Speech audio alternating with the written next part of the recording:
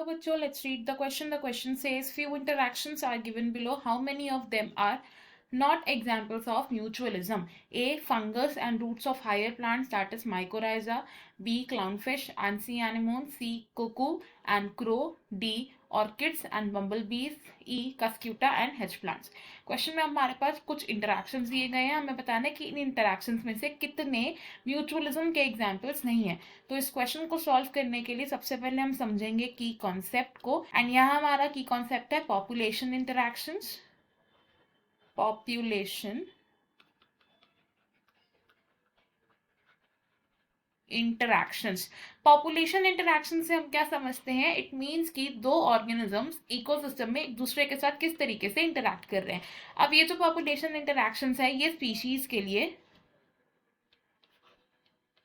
Beneficial भी हो सकते हैं, दे कैन बी हार्मफुल, या फिर ये न्यूट्रल भी हो सकते हैं।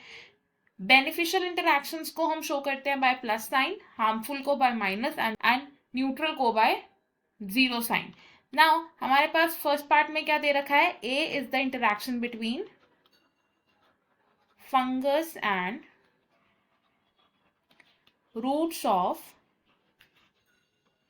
Higher plants. तो फंगस एंड हायर प्लांट्स की रूट्स के बीच में एग्जिस्ट करता है एक म्यूचुअलिज्म काइंड ऑफ रिलेशनशिप। अब म्यूचुअलिज्म क्या होता है? ये होता है एक म्यूचुअली बेनिफिटेड एसोसिएशन जिसमें दोनों ही पार्टिसिपेटिंग ऑर्गेनिजम्स को कोई ना कोई फायदा होता है। अब इस एसोसिएशन में दोनों को फायदा कैसे होता है? जो फंगस है ये हेल्प करती है in the absorption of the water and the nutrients for the plant, and roots क्या करते हैं? ये फंगस को न्यूट्रिएंट सप्लाई करते हैं उसकी ग्रोथ के लिए। तो दोनों को ही फायदा हो रहा है, इसलिए ये क्या है? एक म्यूचुअलिज्म का एग्जाम्पल है। बी पार्ट में हमारे पास गिवन है क्लाउनफिश and सी एनिमोन के बारे में। तो इन दो ऑर्गेनिजम्स के बीच में एग्जिस्ट करता है commensalism type of association. They have commensalism, और कमेंसलिज्म एक ऐसा रिलेशनशिप होता है जिसमें एक ऑर्गेनिज्म का तो फायदा हो रहा है लेकिन दूसरे ऑर्गेनिज्म को कोई भी फर्क नहीं पड़ रहा है। अब ये रिलेशनशिप कैसा होता है? तो जो सी एनिमोन है इसके पास प्रेजेंट होते हैं टेंटिकल्स, और इन टेंटिकल्स में क्लाउन फिश रिजाइड करते हैं, यानी कि क्लाउन फिश रहते हैं। तो क्लाउन फिश को तो सी एनिमोन के द्वारा प्रेडेटर से प्रोटेक्शन मिल जाती है, लेकिन सी एनिमोन को तो कोई फर्क नहीं पड़ रहा है। तो ये है एक commensalism kind of relationship. Next बात करते हैं सी पार्ट की, which is given as cuckoo and crow.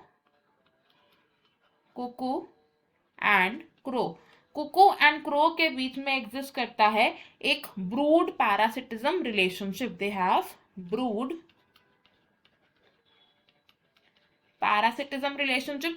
Parasitism होता है एक ऐसा एसोसिएशन जिसमें एक पार्टिसिपेटिंग मेंबर को फायदा हो रहा है लेकिन दूसरे को नुकसान हो रहा है। अब इस एसोसिएशन में किसको फायदा हो रहा है, किसको नुकसान हो रहा है? तो जो कुकू बर्ड है ये क्या करती है? ये क्रो के नेस्ट में अपने एग्स को लेकर देती हैं, एंड कुछ टाइम बाद जो क्रो के एग्स हैं उनके साथ कुकू के एग्स रिजेंबल करना शुरू हो जाता है, यानी कि वैसे ही दिखने शुरू हो जाते हैं।